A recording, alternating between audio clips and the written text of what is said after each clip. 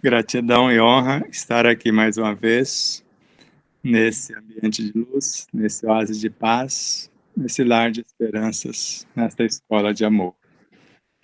E participar de mais uma jornada, além de ser motivo de muita honra, é uma oportunidade de fazermos uma autorreflexão, um autoexame na construção de nossa própria realidade. E não poderia ser um tema melhor, o conhece-te a ti mesmo.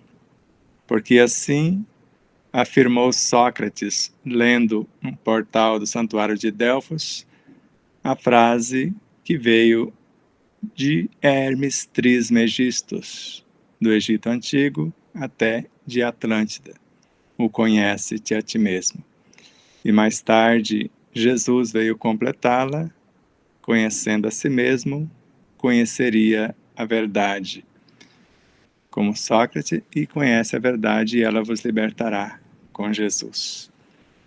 E o nosso tema, dentro da temática, cada ser deve caminhar com as próprias luzes. Como é isso? Como que eu posso caminhar com as próprias luzes se desconheço a minha própria realidade? Assim afirmou André Luiz em Missionários da Luz. Para ser mais exato, seu instrutor Alexandre. Todos somos herdeiros do Pai que cria, conserva, aperfeiçoa, transforma ou destrói, e diariamente, com o nosso potencial gerador de energias latentes, estamos criando, renovando, aprimorando ou destruindo alguma coisa. Se filho de peixe, peixinho é; se filho de gato, gatinho é; filho de Deus só pode ser Deusinho. Não por acaso assim afirmou Jesus: sois deuses. E decretou: farão coisas maiores do que agora faz.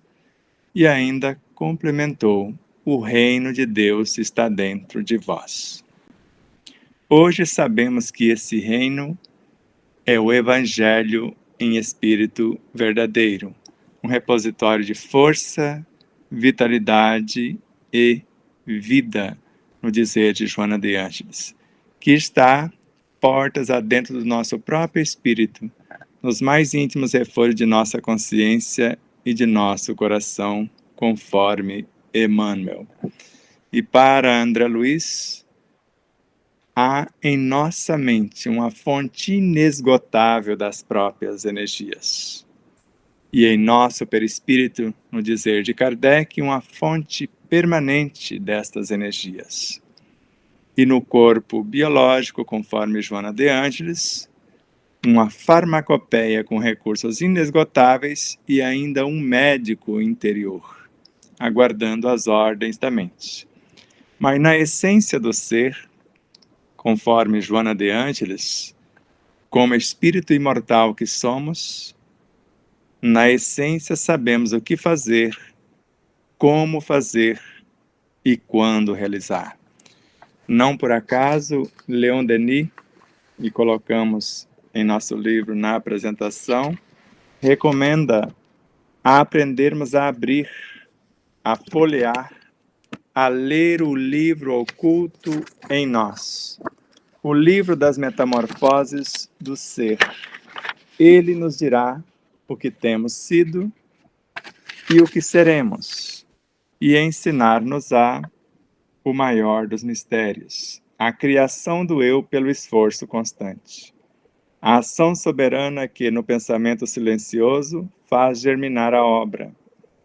E segundo nossas aptidões, nossos gêneros e talento, far-nos-á pintar as telas mais encantadoras, esculpir as mais ideais formas, compor as sinfonias mais harmoniosas, escrever as páginas mais brilhantes e realizar os mais belos poemas. E Joana de Ângeles também narra que o espírito tem quase a idade do universo. E ele é a soma de todas as nossas vivências. E para Allan Kardec, em Fotografia e Telegrafia do Pensamento em Obras Póstumas, um pensamento bem arquitetado nos coloca em conexão com todas as nossas vivências e, simultaneamente, com todos os seres dentro de um mundo e, consequentemente, com todos os seres em todos os mundos. E desafia-nos a calcular a força de um pensamento bem pensado, bem arquitetado. E sabemos que no espírito o pensamento é a sua capacidade criativa em ação. Só que ele está em ação na alma, que somos nós, uma fração diminuta desse espírito. Então, na mente temos a capacidade criativa a ser colocada em ação, que é o pensamento, que vai depender do nosso poder imaginativo. Poder imaginativo esse que depende da nossa inteligência. E inteligência esta que depende do nosso conhecimento. Por esse motivo, Joana de Ângeles narra com sabedoria na obra Vida Feliz, e também consta em nossa obra, as boas leituras enriquecem a mente. Tanto o poder intelectivo, a capacidade imaginativa, a capacidade criativa e a nossa memória. Acalma o coração, que simboliza o inconsciente, e estimula o progresso, que significa o superconsciente. Então, a leitura de boa qualidade, as suas vibrações, as suas informações, enriquece o nosso mundo racional, pensamento, inteligência, poder imaginativo e a nossa memória. Ao mesmo tempo, acalma as nossas perturbações emocionais e estimula a vasta rede de progresso e de sublimação que aguarda-nos a decisão para a construção de novas realidades. E quando falamos de desejos, que é consoante o patrimônio da própria alma, dos mais simples desejos, nasce a nossa pauta de trabalho, que vai terminar por atingir o campo intelectivo e imaginativo, o nosso pensamento, no laboratório mental. E de acordo com essa pauta de trabalho, nós vamos despertar a atenção da nossa superconsciência, do Cristo e do Deus em nós, e vão enviar as intuições inspirativas de dentro para fora. E quando essas intuições se achegam por intermédio da vontade, é o que nominamos de pensamentos, que vai nos possibilitar a criação. É impossível alguém conseguir pensar sem o poder imaginativo. E, como eu disse, usar o poder imaginativo que é proporcional ao enriquecimento intelectivo que advém do conhecimento angariado. Deste modo, quanto mais nobre for esta pauta de trabalho, quanto mais extensos os benefícios, já que estamos nos conectando com todas as nossas existências, com todos os seres dentro de um mundo, do mundo em que vivemos, e com todos os seres em todos os mundos, e o menor movimento de um altera o contexto, ninguém consegue pensar sem interagir com todas essas frequências de vida. E ninguém consegue interagir sem permutar valores. E ninguém consegue evoluir sem a vida de relação. De modo que não há como evoluir sem a interação consciente com todas as dimensões do ser e do saber. Não por acaso em nosso livro consta: do átomo ao anjo deve ser o despertar da consciência. Mas não é o átomo físico, mas sim o átomo primordial. De modo que, se devemos caminhar com as nossas próprias luzes, a primeira atitude que precisamos urgentemente considerar é conhecer pelo menos os nossos corpos de expressão, do corpo mental ao corpo biológico.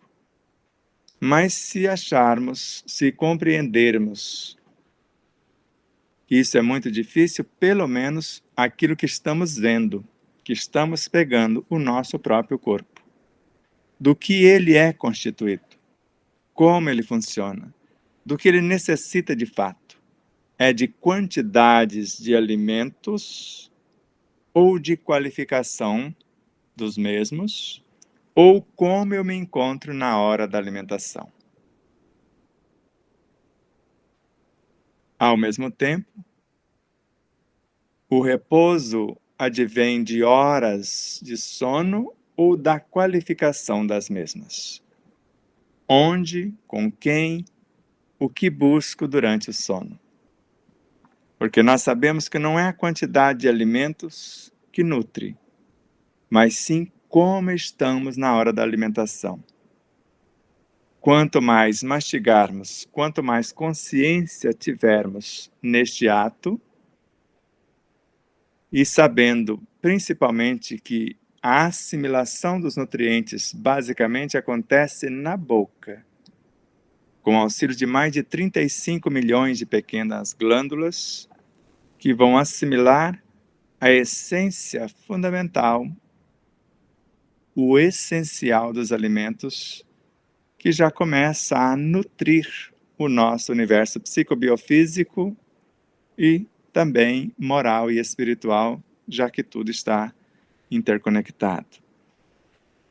De modo que, após engolirmos, o corpo não consegue assimilar mais do que 5% do que foi engolido após a mastigação.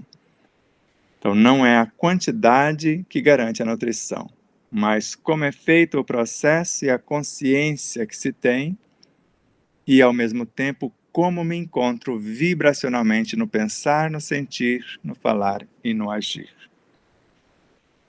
De modo que o sono não seria diferente.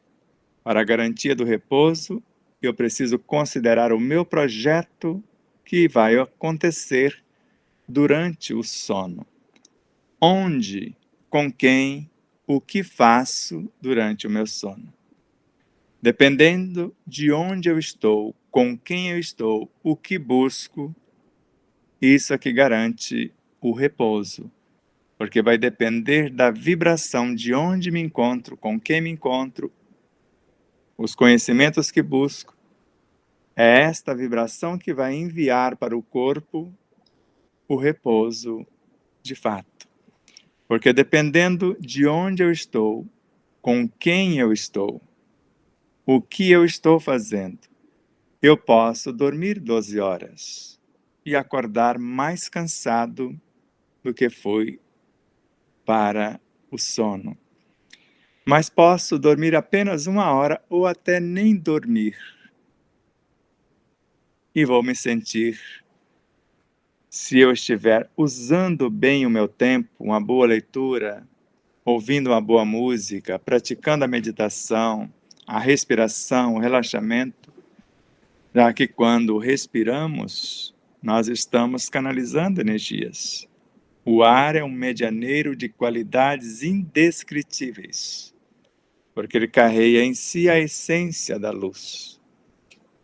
De modo que, quanto mais consciente estivermos da nossa realidade psicobiofísica, moral e espiritual, mais fácil nos torna viver. E viver com qualidade de vida, viver em plenitude. Assim, cada ser deve caminhar com as suas próprias luzes, Porque tudo que canalizarmos por intermédio do nosso corpo físico, fatalmente, quando bem orientada esse energismo, quando bem orientado esse energismo, e ao mesmo tempo a nossa conduta no processo de aprimoramento consciente e contínuo, nós vamos perceber que tudo que canalizamos por intermédio desse laboratório divino fatalmente vai transformar-se em sentimentos, conforme Joana de Ângeles. A começar pelos instintos, ou antes deles, as forças vitalizadoras, que transformar-se-ão no processo evolutivo em forças instintivas, mais tarde em sensações, logo mais em novas emoções, novos sentimentos, novos pensamentos, novos estados de inteligência intelectiva, depois da inteligência emotiva e espiritual. E culmina como virtudes o que antes era apenas uma batatinha, um macarrão, um jiló, um quiabo, ou assim por diante. Já que tudo que existe nasceu da mesma energia, a matéria-prima do cosmos, que nós chamamos de espírito, com E minúsculo, o princípio inteligente do universo, que ao sair do psiquismo divino, ao reagrupar-se, compõe o que nós chamamos de amor-substância. E antes desse amor, segundo Joana de Ângeles, não existia a criação tal como nós a conhecemos. E este amor-substância ou matéria elementar transmuta-se no que nós conhecemos como éter cósmico, onde consta os registros acásticos de tudo quanto ocorre em toda a extensão do cosmos. E nós vamos trabalhar na memória de alguém e memorizar por nossa vez o que nos interessa para começar a nossa jornada como partes constitutivas do fluido cósmico universal. E o fluido cósmico universal é o plasma divino, é o alço do Criador, é a força nervosa do todo sábio. Nele vibram e vivem constelações e sóis, mundos e seres como peixes no oceano, no dizer de André Luiz, em Evolução em Dois Mundos. Esse fluido cósmico se transmuta em matéria mental, depois em energia mental, em bioenergia. Tudo isso está ocorrendo em nosso mundo mental, em nosso campo mental. E essa bioenergia é que vai gerar os infracorpúsculos, e com eles os infrarreinos, a origem dos elementos atômicos. E mais tarde, as partículas atômicas, a começar pelos neutrinos e pelos demais elementos, até chegar aos quarks, para a composição da energia nêutron. E assim, esse nêutron transformar-se num próton e depois transmutar-se em parte em elétron e formando a consciência do mais simples átomo da escala estequiogenética, que é o átomo de hidrogênio. E ao reunir-se, forma os demais 4 de hidrogênio simples, fazendo o rearranjo, formando o hélio, e depois a união desses elementos formando moléculas na composição do reino mineral. E mais de 2/3 do nosso corpo biológico é água. E outros tantos elementos a chegarem mais de 90% de minérios somente no corpo biológico. Moléculas essas que se organizam, se entrelaçam, se especializam na formação dos vegetais. E parte do nosso corpo também é constituído desses elementos. Células essas que se especializam, se aprimoram, adquirindo outras funções aumento dos elementos e sua expertise. E agora vemos na estrutura do animal algo também que nos constitui, porque somos a soma da força mecânica que rege os minerais, que nós chamamos de elementais. Ao mesmo tempo, da sensibilidade que rege os vegetais, que também chamamos de elementais. E dos instintos que regem os animais, que também chamamos de almas instintivas ou elementais.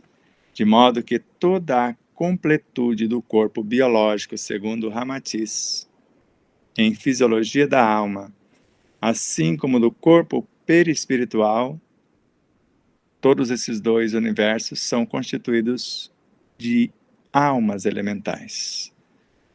De modo que, no ápice desse reino animal, começa uma outra etapa que nós chamamos de pré-humano, que também existe em nós. Então, somos a soma de 5 reinos, só falando desses reinos conhecidos, sem falar dos reinos e sub-reinos anteriores. Mineral, vegetal, animal, pré-humano e humano. E ainda com sementes e possibilidades para chegarmos à angelitude, que é apenas o começo de uma nova jornada que é interminável para nós outros. Assim como para todos os seres, já que tudo cresce e evolui desde o átomo primordial até o arcanjo que começou por ser um desses átomos. Mas o arcanjo também não é o final da estrada, porque após o arcanjo tem os querubins, tem os serafins, até remontar aos cristos, e eles são incontáveis na criação em Deus.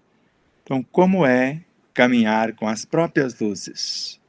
Se eu sei que na intimidade da minha medula óssea, principalmente nos fêmures, na criatura adulta, no ser humano adulto, e na bacia, nós temos uma fábrica de células-tronco, e para onde as direcionarmos com o nosso poder mental, com o nosso conhecimento, com os nossos nobres sentimentos, elas sabem construir ou reconstruir os tecidos.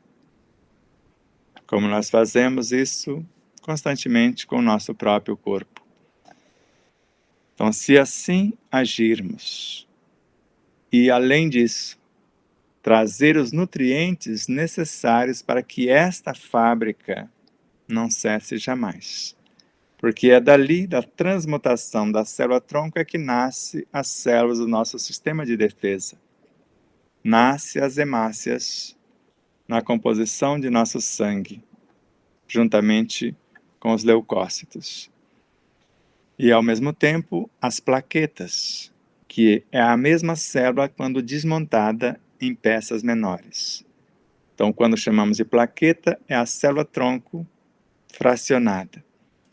Chamamos de hemácia, é ela sem o núcleo, ou de leucócitos, ela de acordo com o que se pretende criar nesse sistema de defesa. Ou ela em estado original, transplantada no sistema nervoso, ela vai criar ou transformar-se em células nervosas. Se for em nosso tecido muscular, em células do tecido muscular, e assim em qualquer parte do corpo. Então, para que esta mão de obra especializada possa auxiliar-nos, porque ela existe em todas as partes do corpo, há uma reserva delas em todas as partes do corpo, independente da medula óssea, segundo o mestre e doutor, cientista e professor de medicina e espírita consciente, Dr. Sérgio Felipe de Oliveira. Basta sabermos acionar. Por isso a importância do conhece-te a ti mesmo. Então, o conhecimento, conforme colocamos em nosso livro na página 30, é a base que faculta a aquisição da experiência. Então, o conhecimento é a base que vai nos facultar a aquisição da experiência. Experiência é vida em contínuo dinamismo, atuando por todas as dimensões. Então, experiência é vida em contínuo dinamismo, atuando em todas as dimensões. Só para lembrarmos, Joana de Ângeles, e consta em nosso livro, o ser humano é um conjunto de experiências que lhe forma o caráter, a personalidade. E seguimos a leitura da página 30. Vida é ciência que fecunda o discernimento por meio da razão. Então, a vida vai fecundar o discernimento, a vida é ciência que vai fecundar o discernimento por meio da razão. E razão é a inteligência, o poder imaginativo, a capacidade criativa que é o pensamento e, ao mesmo tempo, a nossa memória e outros potenciais correlacionados. E razão é a arte que busca. Falamos arte porque quando Leon Denis, na obra Espiritismo na Arte, ele sintetiza que a arte é a busca, o estudo e a manifestação da beleza eterna. De modo que a arte, razão, é a arte que busca, estuda e manifesta a beleza eterna pelos caminhos da intuição. E intuição é a transformação do ser em evangelho vivo. É a total entrega ante a certeza de que o Cristo é a essência que nutre e norteia a consciência. E finalizamos o parágrafo: só vive com sabedoria aquele que se torna o Evangelho vivo, impulsionado pela luz crística que exemplifica e permeia, ilumina e direciona a conduta do ser em ascensão.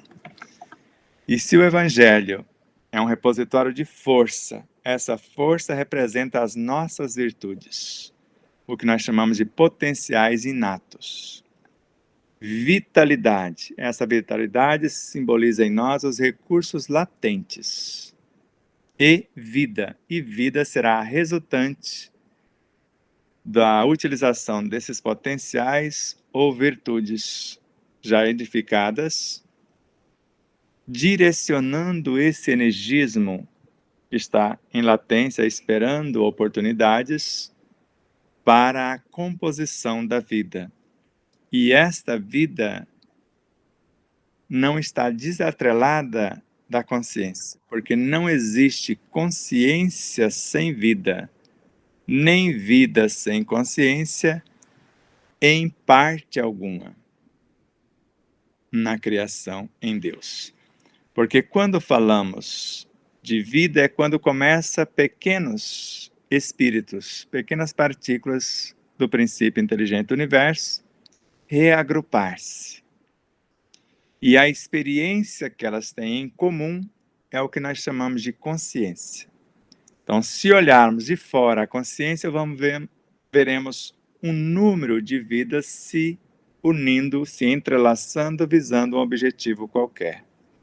E quando olhamos de dentro, vemos a qualificação que elas possuem em separado e, ao mesmo tempo, em conjunto. E esta consciência se expressa por intermédio da inteligência.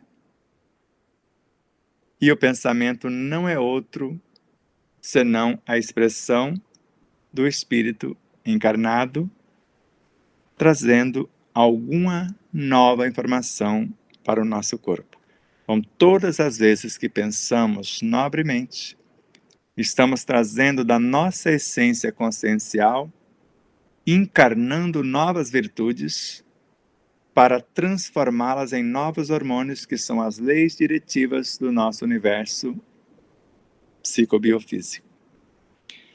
Se nós precisamos rearranjar, reordenar, harmonizar, conforme consta na página 348 do nosso livro com Joana de Ângeles, nos 2 últimos parágrafos. As ideias enobrecedoras, e quando falamos de ideias, é um agrupamento de pensamentos. Então, as ideias enobrecedoras. E quando falamos de planos, são várias ideias juntas.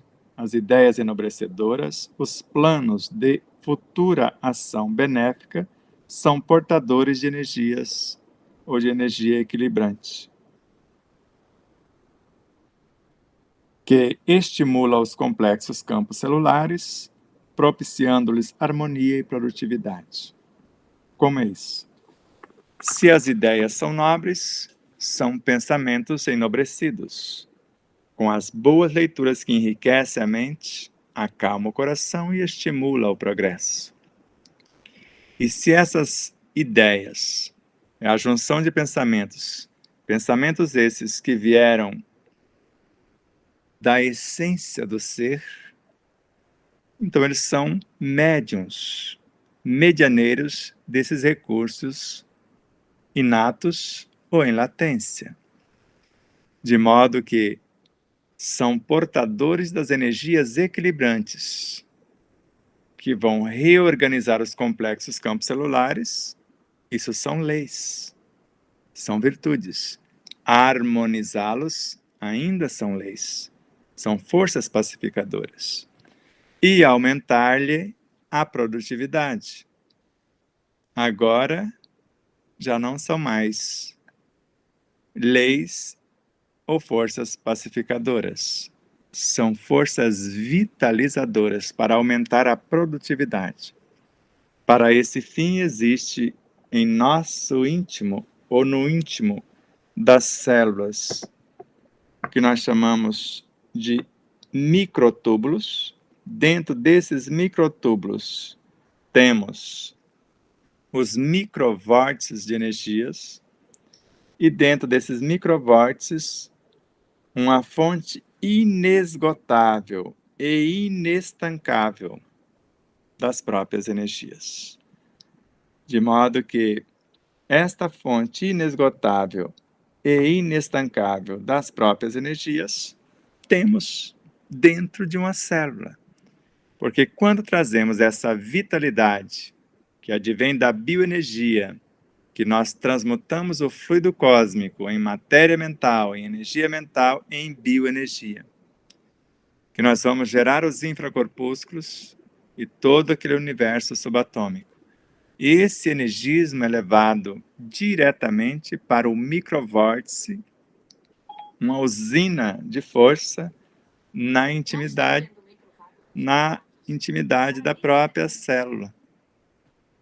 Então, deste modo, se cedemos esse energismo, esta cota, para aumentar a produtividade, esse microvórtice vai fornecer a qualquer uma das organelas já existentes, ou daquelas outras que pretendemos criar, porque quando observamos esses microvórtices no interior dos microtúbulos, esses microtúbulos se reunindo, formando o centríolo, que é o construtor de qualquer uma das organelas dentro da célula. Ele vai construir o que nós chamamos de ribossomo, que é um médio entre ele e o DNA da célula, para formar um gene. E esse gene vai transformar-se num aminoácido. Esse aminoácido pode transmutar-se em proteína ou ser a consciência da proteína, para ordenar os elementos que foram transmutados em energia pelas mitocôndrias. E na intimidade do retículo endoplasmático rugoso, ordenar o energismo que nós chamamos de proteína, para aumentar a produtividade celular. Nós estamos à beira do poço morrendo de sede, porque é obrigação moral do motorista conhecer o seu veículo, ter noções de mecânica, para que não fique a ver navios quando o veículo der uma pane. E é obrigação moral do ser humano conhecer pelo menos o seu próprio corpo, suas necessidades reais. e não dar ao corpo o que ele pede, mas sim o que ele necessita para uma vida plena, saudável e feliz. Quando tomarmos essa consciência e sabermos, pelo menos, nos alimentar de fato, quantas pessoas que terminam a refeição e esperam a sobremesa, sem saber que a sobremesa vai destruir toda a sua refeição. Porque quase sempre é a base do açúcar. E o açúcar refinado tem uma dúzia de elementos químicos bastante agressivos ao nosso corpo. O cristal tem um pouco menos. Mas se for orgânico, o demerara e o mascavo, quando feito por nossas mãos ou por alguém que sabe fazer sem a química, esses são nutrientes, principalmente o mascavo, que tem mais de 20 nutrientes nobres. Mas tudo que existe tem açúcar. Todos os elementos. Tem o sal também. Então, se nós soubermos exercitar o que nos recomendou o doutor em medicina, Allan Kardec, o sabor depende da educação do paladar. O ideal seríamos trazer os vegetais crus. Você pegar uma cenoura e amorosamente triturá-la, mastigando de 30, 60 a 80 vezes cada pequena porção e trazendo a totalidade dos nutrientes para o organismo físico, assim como a beterraba e qualquer outro legume.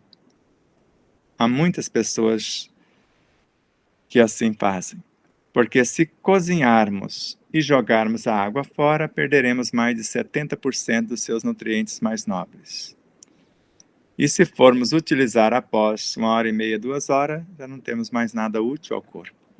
E terminamos ainda a refeição, agora não as guloseimas, e vamos chupar uma laranja. Para quê?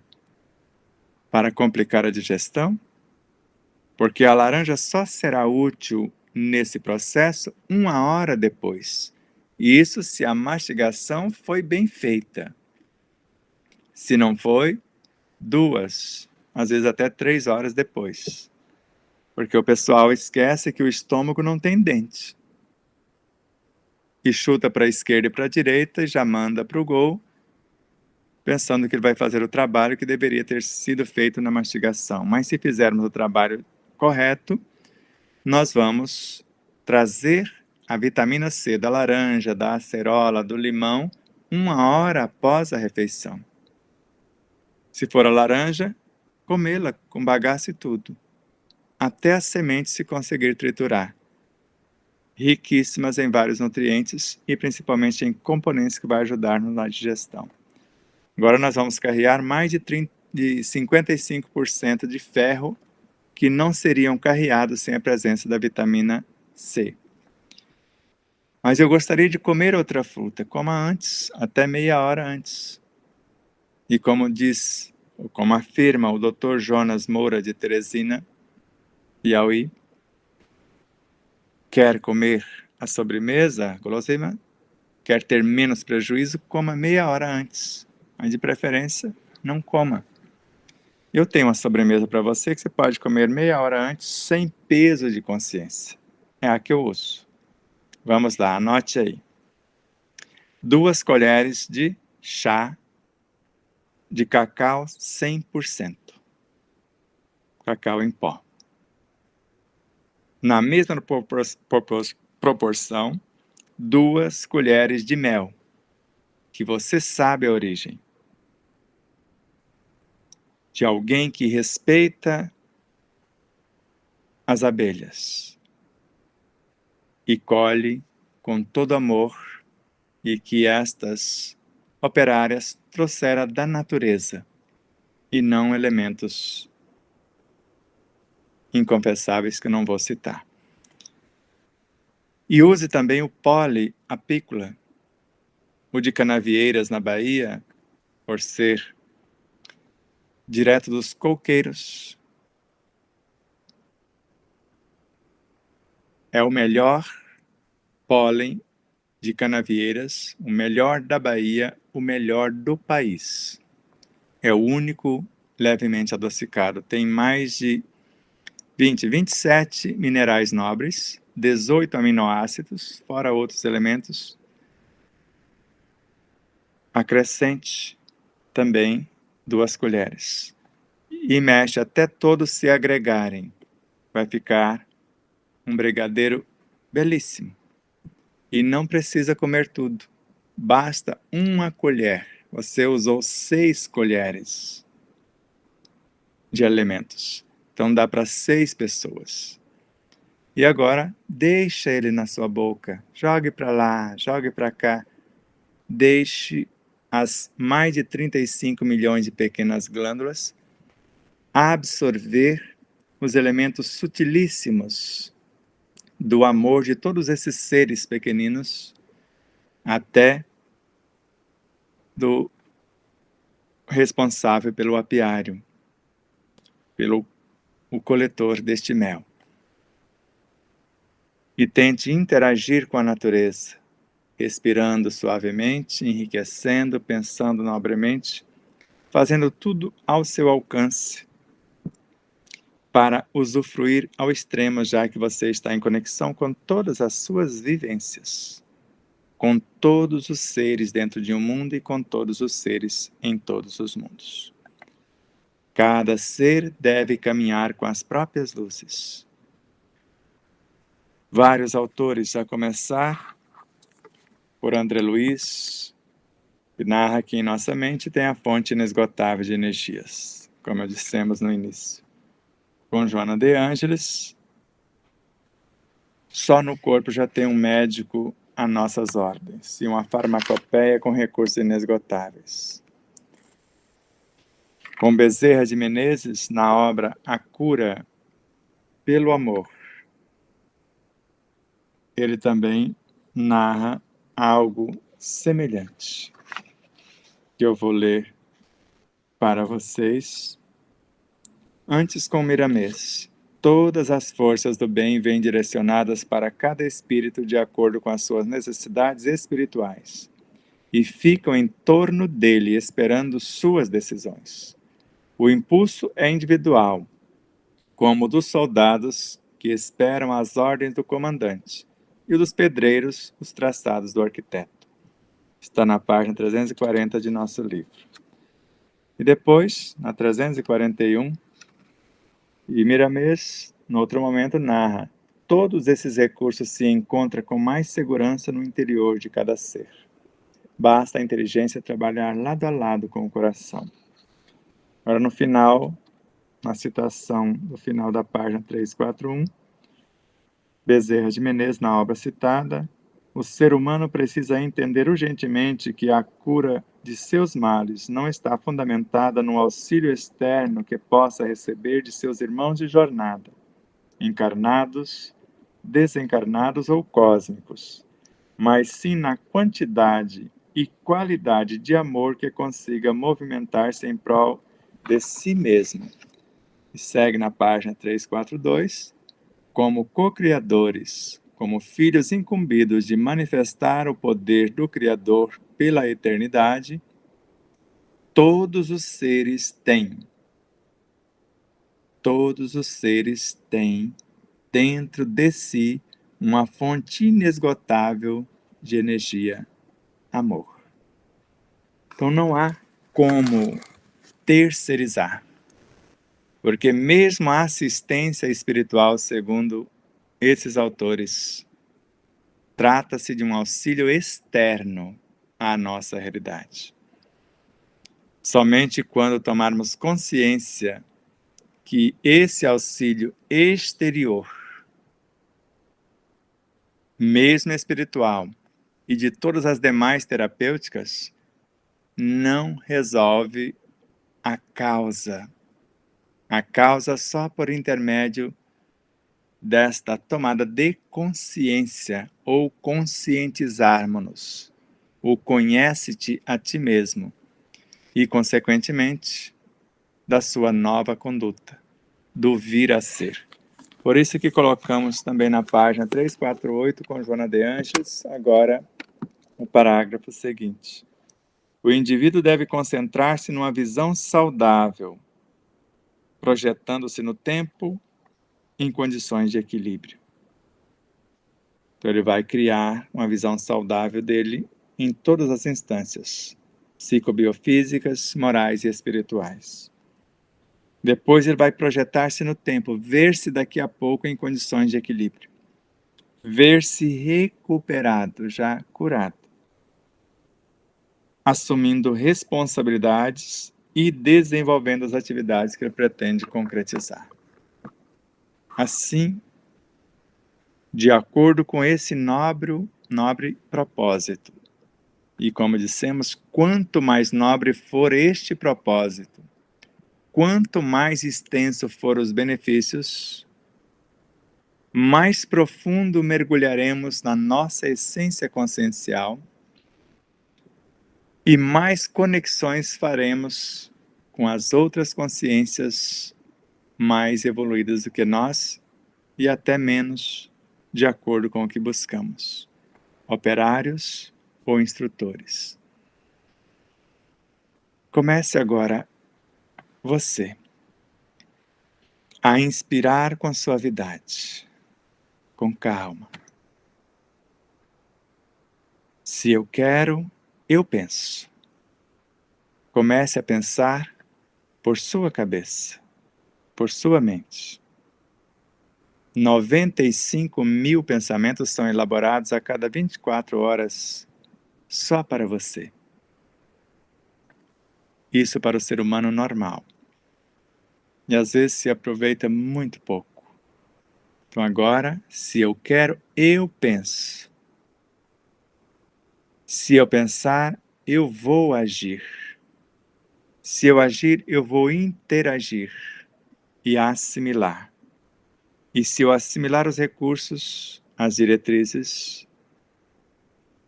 eu vou concretizar, eu consigo concretizar o que pretendo. Cessando a causa, desaparece o efeito. Então respira com suavidade e cria a imagem do ser ideal. No universo psicobiofísico, a conduta moral e ao mesmo tempo espiritual.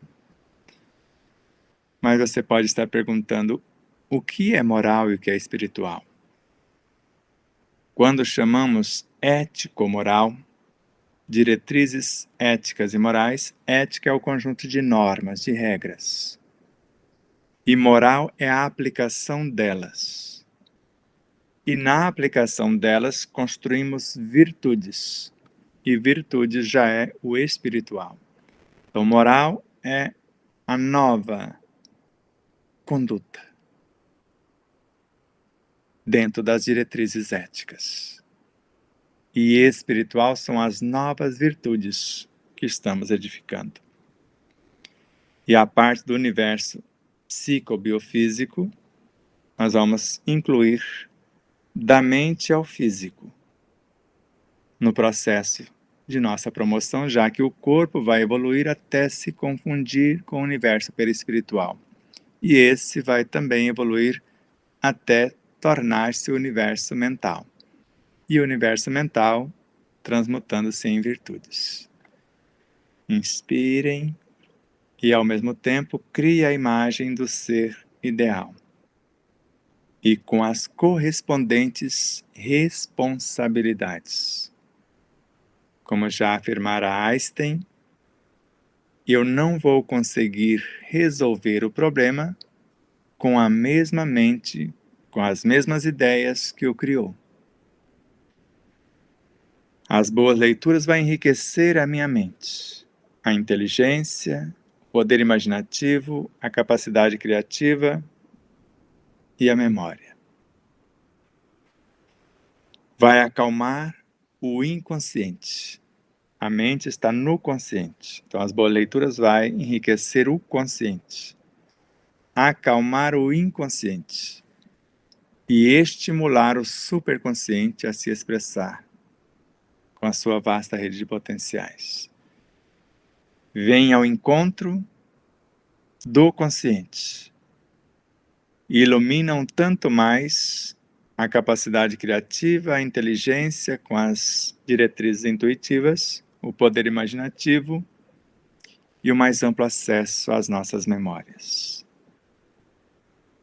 E o subconsciente está bem à frente da mente, do consciente.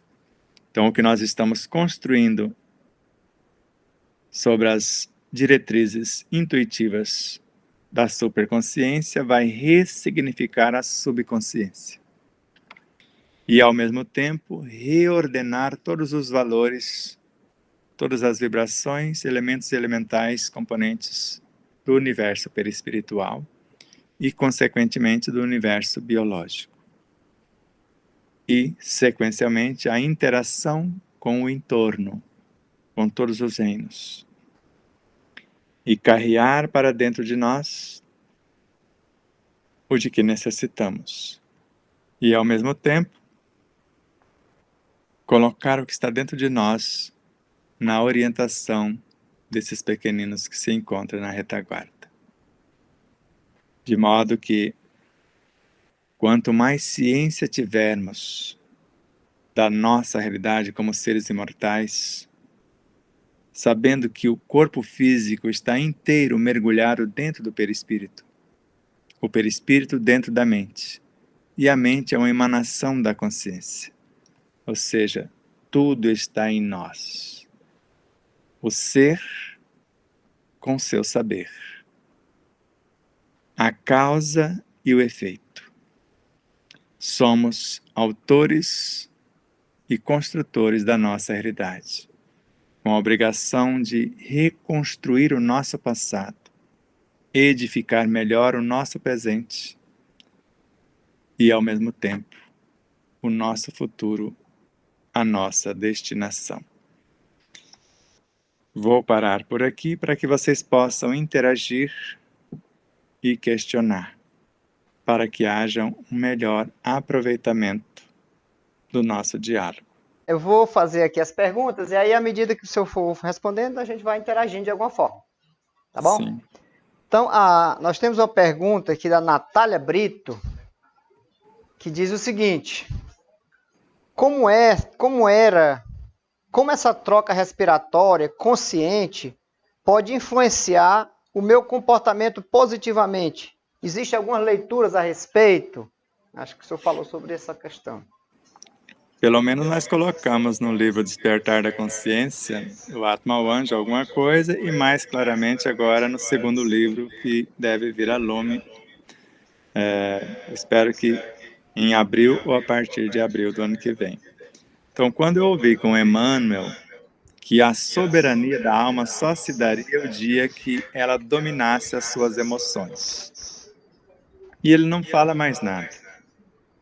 E o mestre Yogananda fala que nós podemos pacificar as emoções por intermédio da respiração.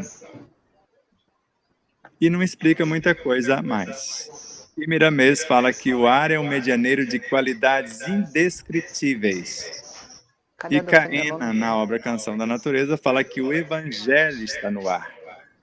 Então, se eu estou inspirando, eu estou trazendo para dentro de mim Evangelho, que é força, vitalidade e vida. E de acordo com o meu propósito, eu vou trazer algo para reordenar o meu universo psicobiofísico, moral e espiritual. E quando esse ar entra pelas minhas narinas, tem sensores sutilíssimos dentro das narinas, que já pode levar esse energismo diretamente para o corpo vital, para o corpo emocional, para o corpo mental e já provocar esta pacificação das forças psicobiofísicas. O ar que vai entrar pelos pulmões, para a corrente sanguínea, vai nutrir e pacificar as forças biológicas. Mas ele é canalizado em todas as dimensões do ser simultaneamente quando sabemos fazer isto. Por isso, a oração, a visualização, a meditação consciente faz esse diferencial. Vou colocar uma outra aqui do Fenelon Neto.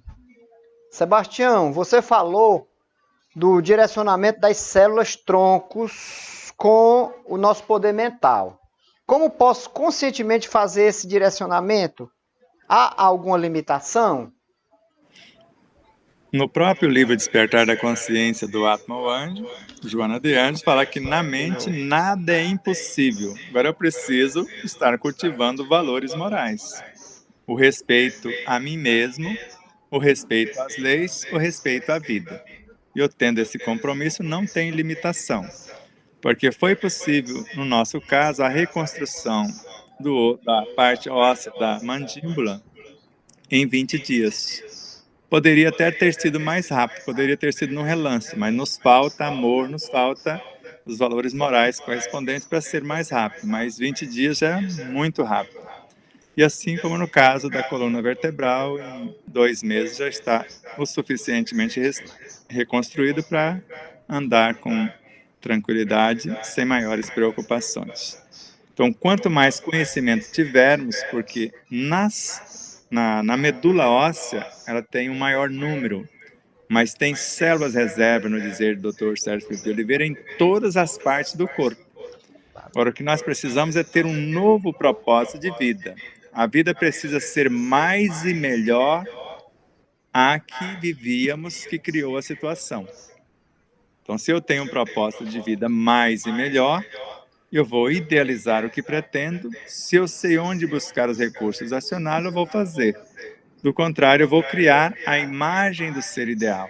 Vou idealizá-lo e convocar de todo o meu universo físico e periferístico, porque os elementais compõem esses dois universos. E convocá-los para a ação, e depois eu preciso dar continuidade conforme eu fiz o propósito. Porque falar mentalmente ou verbalmente, da boca para fora, e depois viver como se eu não tivesse mentalizado, planejado nada, não dá certo. Pode ficar até pior. O que eu estou mentalizando, o que eu estou visualizando, principalmente o autorrespeito, o respeito às leis e à vida, ele precisa ter uma sequência. Ajuda-te, que o céu te ajudará. Muito bem. Então nós temos agora mais outra, mais uma pergunta, mais duas perguntas. Essa aqui é da Pamela. Acho que a Pamela é do Rio de Janeiro, se eu não me engano. Quando saber que um comportamento ou um pensamento precisa ser transformado sem a necessidade da dor? Essa é bem simples, isso aí. Quando saber? Quando eu já estiver cansado de sofrer. Porque Joana de Anjos fala, há uma nova compreensão do amor, não há mais necessidade da dor. Porque Pietro Baldi fala que nós negociamos com a dor. Então, de acordo com o que nós vamos comer, por exemplo, de acordo com o prazer dessa alimentação, a gente excede o limite do essencial e sabe que vai doer.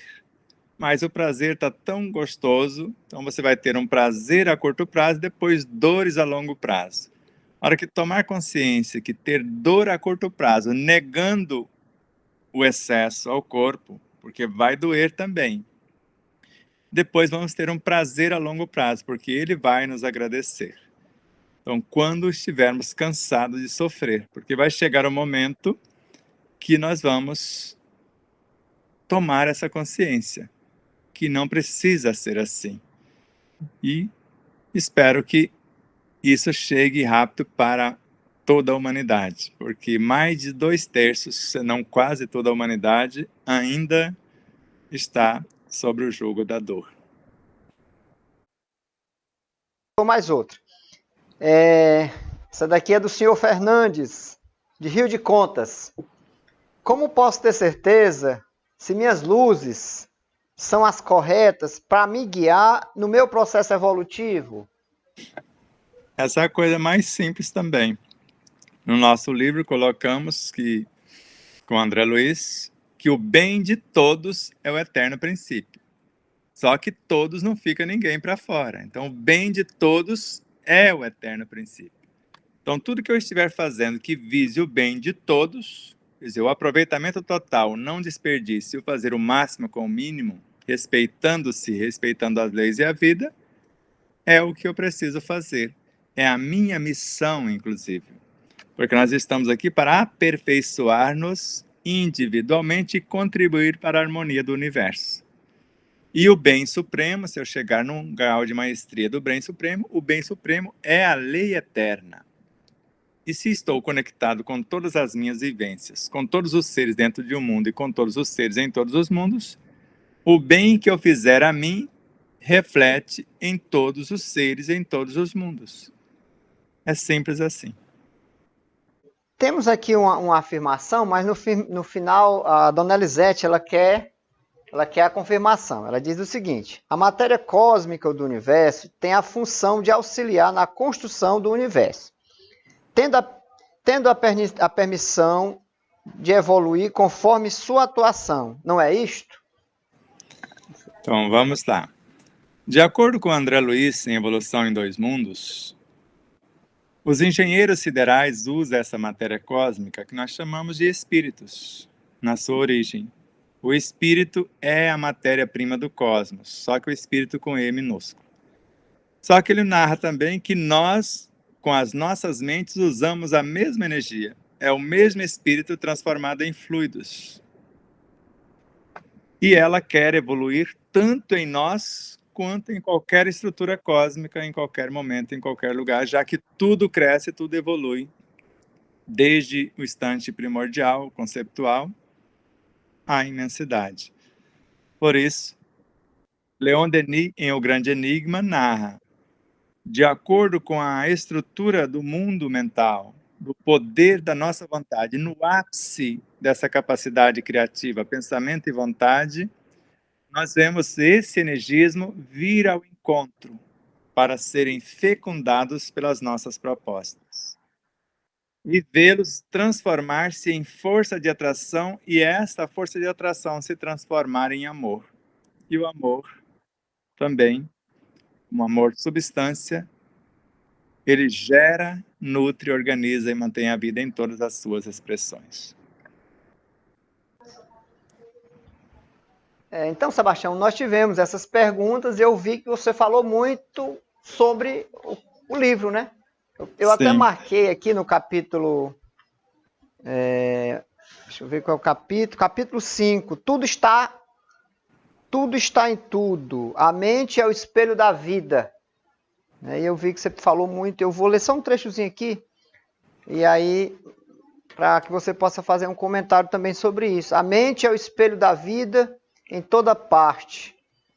O campo de nossa consciência desperta na faixa evolutiva em que o conhecimento adquirido nos permite operar. Isso está na página 160. Comenta um pouquinho sobre isso aqui para a gente fechar a nossa conversa e, ao mesmo tempo, auxiliar naquilo que a gente vem falando como objetivo da jornada, né? Que é buscar o equilíbrio, é buscar a capacidade de se resignar diante das negatividades, ser capaz de amar incondicionalmente, que é uma situação muito difícil enquanto a gente está aqui nesse plano, mas esse é o objetivo nosso, né? E aí um dos pontos que a gente sempre escuta é que a gente tem que ter esse controle mental. Então, eu gostaria que o senhor falasse um pouquinho mais sobre esse item para a gente poder concluir nosso assunto aqui hoje. Então, a mente é o espelho da vida, em toda parte. Muitos acusam a mente de mentir. E eu falo, a mente não tem nada a ver com isso, ela é um hardware. E o hardware, ele não se opera sozinho, ele precisa de um software antes de driver. Vai depender do software que eu vou colocar lá, que são os pensamentos, os sentimentos, as inteligências correlacionadas. Então, quando falamos desse poder mental, com ele, por estar lá, nosso pensamento, um pensamento bem arquitetado, nos coloca em conexão com todas as vivências, todos os seres dentro do mundo e com todos os seres em todos os mundos. Principalmente com aqueles que pensam como pensamos, mas também inevitável com aqueles que não pensam como pensamos. Então, quando nós temos consciência do que é a mente, quando nós temos consciência que é a nossa inteligência que define o que vamos pensar, e mediante a inteligência nós vamos construir o poder imaginativo, porque quanto mais informações eu tiver acerca daquilo que eu quero criar, maior poder imaginativo. E quanto maior o poder imaginativo, mais profundo eu aciono a minha capacidade criativa, que é o pensamento. Tudo isso está dentro da mente, que é o laboratório, mas ela não determina por si. Nem o pensamento determina por si, é a inteligência, segundo Allan Kardec. É o espírito, de acordo com a sua inteligência, que vai talhar o novo corpo, que vai aperfeiçoá-lo. Deus fornece o material. E o mais grave nessa lição que você começou a ler é isso aqui: quando nos detemos nos defeitos e faltas dos outros, o espelho de nossa mente reflete-os de imediato, como que absorvendo imagens deprimentes que se constituem e pondo-se a imaginação digerir essa espécie de alimento. E quando você lê, a mente é o espelho da vida em toda parte, porque tudo que existe está dentro da mente cósmica. E tudo que conseguirmos imaginar, pensar, está dentro da nossa própria mente, como almas encarnadas. Então, é o campo de nossa consciência desperta, se nós já tomamos ciência disso. Desperta como? Na faixa de evolução, ou na faixa evolutiva do conhecimento adquirido, que nos permite operar. Vai ter o tamanho do meu conhecimento que eu posso operar. Então, com ela eu vou enxergar fora, na realidade, o que está dentro. Porque se eu enxergo desequilíbrio fora, não há a menor possibilidade de ter algo desequilibrado fora de nós. Porque Deus é a suprema sabedoria. É onisciente, onipresente, quer dizer, ele está na cena. E é onipotente. Se tivesse alguma coisa fora do prumo, então o único mal a temer é aquele que ainda existe em nós, conforme está no livro com André Luiz. E consertando dentro, ajustando essas lentes mentais, com um pensamento enobrecedor, com um sentimento que vai qualificar esse pensamento, com a inteligência iluminada pelo saber transcendente, agora eu posso olhar para fora e me ver espelhado em todas as criaturas. Não por acaso, o último capítulo do segundo livro, vendo a obra, vê-se Deus. E o primeiro item desse capítulo é: a vida é o espelho da alma. Agora eu não coloquei mais a mente, a vida é o espelho da alma. Então, para todos os lugares que eu olho, eu estou me vendo no espelho. Aprendi isso com Miramês. Quando eu questionei ele a respeito, ele disse: olhe para os lados, meu filho. Eu olhei. Falou: tudo isso é você, em suas várias etapas evolutivas. Então, quando você olhar tudo isso com amor, você pode dizer que já se ama, respeita as leis e ama a vida em todas as suas expressões. Então, muito bem, a gente agradece, Sebastião, né? Eu anotei duas frases agora que você disse para encerrar. O único mal a temer é o que existe em nós, e a vida é o espelho da alma. E aí, a nossa jornada tem como tema: conhece-te a ti mesmo. Né? E eu vou pedir para você terminar, então, com a leitura da página 218. Depois eu comento um pouquinho. Esse parágrafo da página 218? Esses dois parágrafos após a citação. Você vai os ler dois últimos. Os dois últimos, então. Esse que diz: quanto mais vastos os conhecimentos teóricos, isso, fé raciocinada, enriquecimento mas cultural. Começa com a citação de Miramês. Como que nós devemos ter a nossa conduta? A maior claridade da alma, na explosão da fé, acontece quando ela ensina exemplificando, dedicando a sua vida na vivência do que falou, ou então quando fala vivendo. Os pensamentos e as palavras são senhores da teoria, e o comportamento, o absoluto que vive tudo o que o amor lhe oferece como norma. Do Miramês. Essa é a citação. Agora, para a gente colocar isso em prática, veio a receita. Vai lendo de ponta a ponta e dá uma paradinha. Vamos. Para amar com proveito, precisamos encarecidamente respeitar o objeto de nossa atenção sem reservas. O desenvolvimento do respeito, consciência, só nos será possível mediante a compreensão do degrau galgado pelo elemento analisado. A fim de auferirmos o conhecimento em plenitude. A fim de auferirmos o conhecimento em plenitude, faz-se imprescindível estudar com afinco. O êxito no estudo coerente apenas será logrado por meio do querer sincero, ante a necessidade do saber consciente. De modo que, para atingirmos tal meta ou alcançar semelhante intento, carecemos de estímulos constantes e entusiastas pela exemplificação dos que já conseguiram tornar-se o que por ora almejamos. Esse é o primeiro parágrafo abaixo da citação. Você quer comentar alguma coisa sobre ele? Continua aí, porque aí já está claro a ideia.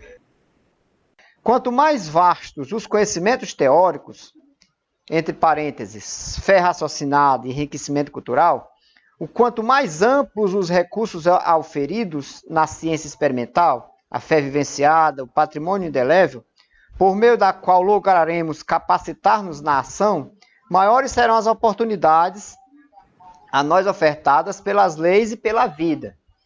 Consequentemente, mais extensas e exitosas serão as probabilidades concernentes aos acertos pretendidos, ante a intransferível incumbência da autoiluminação, ou seja, iluminar-nos na ação inadiável, o amarmos-nos uns aos outros como Cristo nos tem amado.